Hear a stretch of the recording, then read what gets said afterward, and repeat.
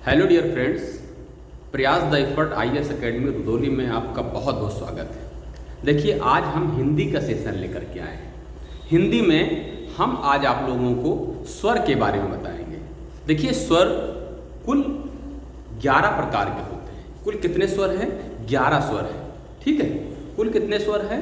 कुल स्वरों की संख्या 11 है और कुल व्यंजनों की संख्या 33 है। देखिए, आ, ई, उ, री, ए, ऐ, ओ, औ, यहाँ तक स्वर आता है। देखिए, स्वरों के प्रकार, स्वर कितने प्रकार के हैं? तो कुल स्वरों की संख्या 3 होती है।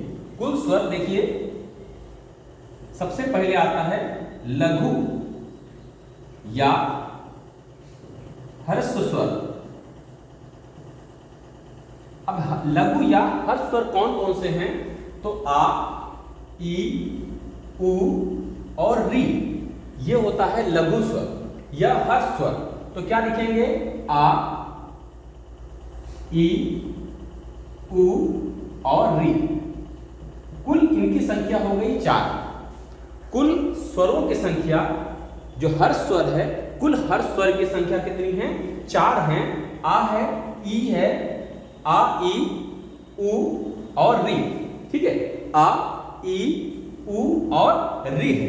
ठीक है, कुल स्वरों, कुल हर स्वर की संख्या क्या है?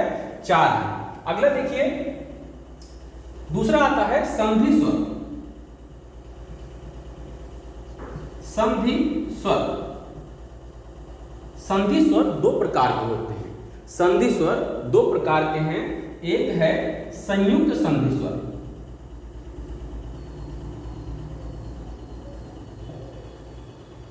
संयुक्त स्वर, संयुक्त स्वर में कौन कौन से आता है? संयुक्त स्वर में आता है ए, ऐ, ओ, औ। संयुक्त स्वर में आएगा ए, ऐ, ओ, औ। ए, ऐ, ओ, औ। देखिए, ये विजातीय होते हैं। ये विजातीय होते हैं। विजातीय का मतलब है कि आ और ई मिलकर के ए बनता है। आ और बड़ी ई मिलकर के ऐ बनता है। आ प्लस उ बराबर ओ होता है। आ प्लस बड़ा उ बराबर औ होता है। तो ये विजातीय है, मतलब मतलब आ के साथ ई मिला हुआ है और आ के साथ उ मिला हुआ है। लेकिन जो दीर्घ स्वर होता है, दीर्घ स्वर जो होता है, ये सजातीय होते हैं, एक ही जात के होते हैं। मतलब है जैसे बड़ा आ, बड़ी ई और बड़ा उ। ये क्या है? ये सजातीय है, मतलब एक ही जात के हैं। छोटा आ मिलकर के बड़ा हो गया, छोटी ई मिलकर के बड़ी ई हो गया और छोटा ऊ मिलकर के बड़ा ऊ हो गया। मतलब है एक ही प्रकार के जब स्वर मिले, एक ही प्रकार के जब स्वर मिलते हैं, उसको हम सजातीय स्वर या दीर्घ स्वर कहते हैं। ठीक है, तो हमने देखा संधि स्वर कितने प्रकार के हैं। संधि स्वर 2 प्रकार के हैं, संयुक्त स्वर और दीर्घ स्वर। संयुक्त स्वर के अंतर्गत 4 स्वर आते हैं, ए, ऐ, ओ, औ। और दीर्घ स्वर के अंतर्गत 3 आते हैं, बड़ा आ, बड़ी ई और बड़ा ऊ। तीसरा आता है प्लुत स्वर। प्लुत स्वर, देखिए, प्लुत स्वर वह स्वर होता है जिसमें जो दीर्घ स्वर है, दीर्घ स्वर से भी 2 गुना समय, इसके उच्चारण में दीर्घ स्वर से भी 2 गुना का समय जब लगे, उसी को प्लुत स्वर कहते हैं। देखिए, हिंदी में प्लुत स्वर इस तरीके से होता है। हिंदी में प्लुत स्वर ऐसे होता है और संस्कृत का प्लुत स्वर इस तरीके से होता है। तो हिंदी और संस्कृत, इन दोनों का जो प्लुत स्वर होता है अलग अलग होता है। इस तरीके से हिंदी में लिखा जाएगा और ये संस्कृत में लिखा जाएगा। तो हम इसको क्या कहेंगे? इसको कहेंगे प्लुत स्वर। ठीक है, क्या है ये? प्लुत स्वर है। देखिए, अगला आता है अन, आहा। अन, आहा आता है, अन और आहा। अन, आहा जो ये होता है, ये अयोगवाह होता है। ये क्या होता है? अयोगवाह होता है। देखिए, अयोगवाह 2 प्रकार के होते हैं। एक अनुस्वार होता है, ये क्या है? अयोगवाह। क्या है ये? अयोग वाह। अयोगवाह कितने प्रकार के हैं? अयोगवाह 2 प्रकार के हैं। एक होता है अनुस्वार, एक अनुस्वार होता है, और एक होता है विसर्ग। विसर्ग में आहा आता है और अनुस्वार में अन आता है। ठीक है, विसर्ग में क्या आता है? आहा आता है, और अनुस्वार और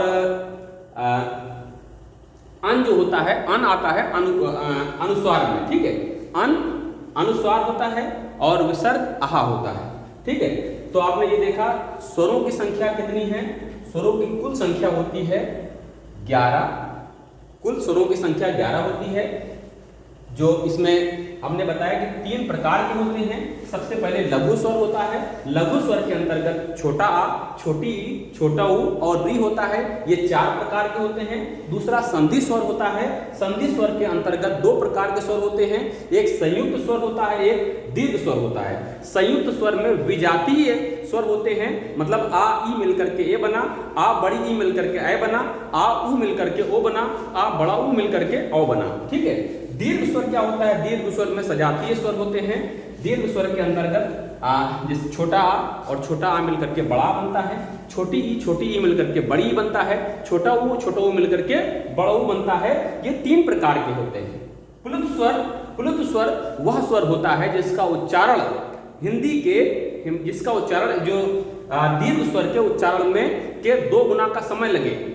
जैसे हमें अगर हम ओम लिखना है तो ओ और मां ओम होगा, लेकिन हम अगर इसमें प्लुत स्वर लगा देंगे, अगर प्लुत स्वर लगा देंगे तो ये पढ़ा जाएगा ओम, मतलब इसका उच्चारण इससे 2 गुना समय ले रहा है इसके उच्चारण में। ठीक है, और अयोगवाह देखा, अयोगवाह 2 प्रकार के हैं।